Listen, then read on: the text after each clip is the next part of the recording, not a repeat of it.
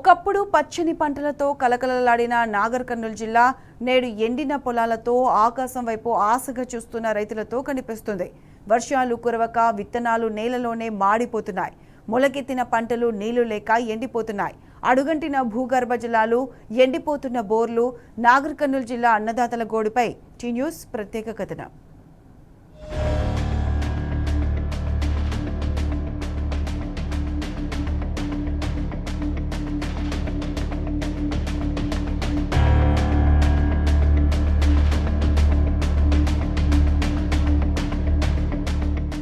నాగర్ కర్నూలు జిల్లా వ్యవసాయం పూర్తిగా ప్రకృతిపైనే ఆధారపడి ఉంటుంది.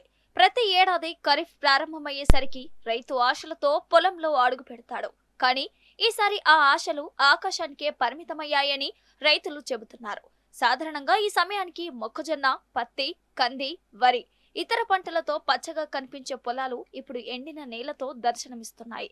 చాలా మంది రైతులు అప్పులు చేసి విత్తనాలు కొనుగోలు చేసి విత్తినా వర్షాలు లేక అవి మొలకెత్తలేదు. మొలక వచ్చిన చోట కూడా తేమ లేక మొక్కలు వాడిపోతున్నాయి. ఒకవైపు వర్షాల రాక కోసం ఎదురు చూస్తూ మరోవైపు విత్తనాలు మాడిపోతుండటంతో ఇప్పటికే 3 సార్లు విత్తనాలు విత్తాల్సిన పరిస్థితులు ఎదురయ్యాయి. ప్రతిసారి ట్రాక్టర్ అద్దె, విత్తనాలు, కూలీల ఖర్చు, డీజిల్ వ్యయం అన్నీ రైతు జేబుకే భారమయ్యాయి.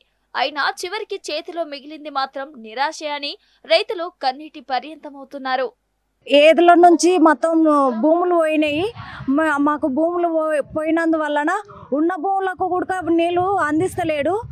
అవి కాలువలు తీసి మొత్తం భూములన్నీ ఓటినాక మేము ఎట్లా బతకాలి, ఎట్లా వ్యవసాయం చేసుకోవాలి?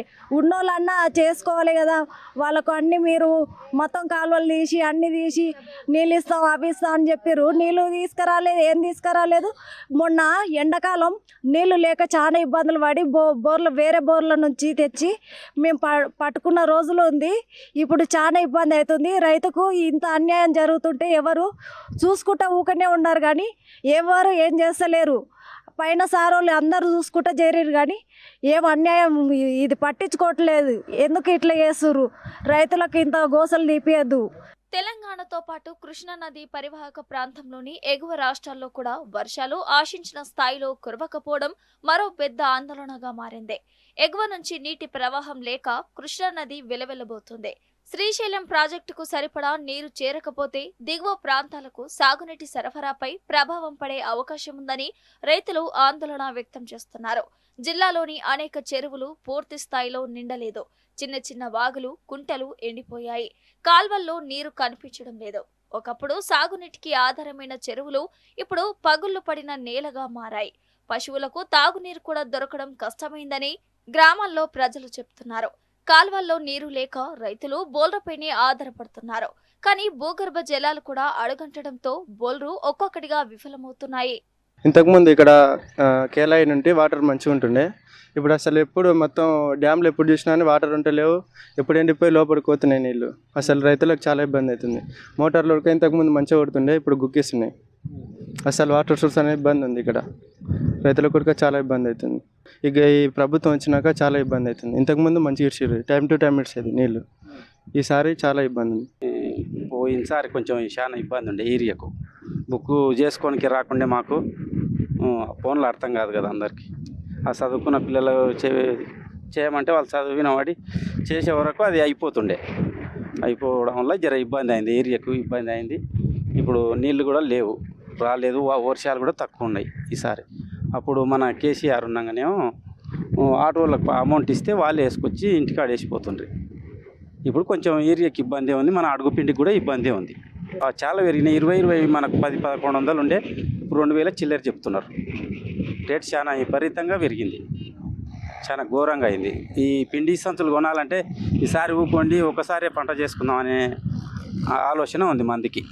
వ్యవసాయంలో పెట్టుబడి ఖర్చులు మాత్రం రోజు రోజుకు పెరుగుతున్నాయి. విత్తనాల ధరలు, ఎరువుల ధరలు, డీజిల్, పెట్రోల్, కూలీల వేతనాలు ప్రతి అంశంలో ఖర్చు పెరుగుతున్నా రైతుకు వచ్చే ఆదాయం మాత్రం పెరగటం లేదని రైతులు ఆవేదన వ్యక్తం చేస్తున్నారు.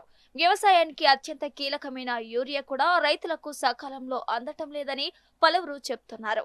యూరియా యాప్లో సాంకేతిక సమస్యలు ఎదురవుతున్నాయని, అవసరమైన సమయంలో ఎరువు దొరక్క పంట దిగుబడిపై ప్రభావం పడుతుందని రైతులు చెప్తున్నారు. వ్యవసాయం కోసం రైతులు బ్యాంకుల నుంచి రుణాలు తీసుకుంటున్నారు. అవి సరిపోక ప్రైవేట్ అప్పులు కూడా చేస్తున్నారు. వడ్డీపై వడ్డీ పెరుగుతుండగా పంట చేతికొచ్చే పరిస్థితి లేక అప్పులు తీర్చలేక రైతు కుటుంబాలు తీవ్ర ఇబ్బందులు ఎదుర్కొంటున్నాయని గ్రామాల్లో ఆవేదన వ్యక్తమవుతోంది. రైతు బంధు రేవంత్ రెడ్డి వచ్చినప్పటి నుంచి ఇప్పుడు పడ్డది. ఒకసారి మొన్న పోయిన యాసంగిన పల్లె ఒక ఎకరాకి ఇచ్చిన, ఒక ఎకరాకి ఇచ్చిండు, అంతే ఇంకా ఇవ్వలేదు. యూరియా ఇబ్బంది ఉంది. యూరియా అది ఆన్లైన్లో తెలిసిన వాళ్ళకి ఏమో చేసుకుంటారు, తెలియని వాళ్ళు ఏమో ఊరికే ఉంటారు. నేను పోయినసారి యాసంగిన యూరియానే తీసుకోలే. ఒకసారి తీసుకున్నా, అది వేరే వాళ్ళు ఇట్లా చేస్తే ఆన్లైన్ చేస్తే తీసుకున్నాం. నేను ఓకేనే అనుకున్నా, అది దొరుకుతూనే లేదు. అడుగు పిండి ఉడకంగా ఇప్పుడు మళ్ళీ అది కూడా రేటు పెరిగేసి, అది అంత ఇబ్బంది ఉంది. కేసీఆర్ గవర్నమెంట్ ఉన్నప్పుడు మేము ఇక్కడ చిలకల వ్యవసాయం చేసుకుంటుంటే ఎవరికైనా ఆటోనికి పైసలు ఇచ్చి పంపిస్తే వాళ్ళు వేసుకొచ్చి చిలకాడేసేది మాకు. అట్లున్నది కేసీఆర్ ఉన్నప్పుడు. కేసీఆర్ ఉన్నప్పుడు కారుకు డబ్బులు పడేది. రైతు బంధు పంటకు పడేది. ఈయన అయినాక ఇంకా అవి కూడా లేవు. అప్పుడు మంచిగా ఉన్నది వ్యవసాయం, రైతులకైతే అప్పుడు మంచిగా ఉన్నది. ఇప్పుడు వేస్ట్. పంట పండించిన తర్వాత కూడా రైతు కష్టాలు తీరటం లేదని పలువురు చెప్తున్నారు. కొనుగోలు కేంద్రాల్లో ఆలస్యం, గన్ని బ్యాగుల కొరత, హమాలీల సమస్య, రవాణా ఖర్చులు, చెల్లింపుల్లో ఆలస్యం, బోనస్ బకాయిలపై అనిశ్చితి, ఈ అంశాలు రైతు ఆర్థిక పరిస్థితిని మరింత దెబ్బతీస్తున్నాయని ఆరోపిస్తున్నారు.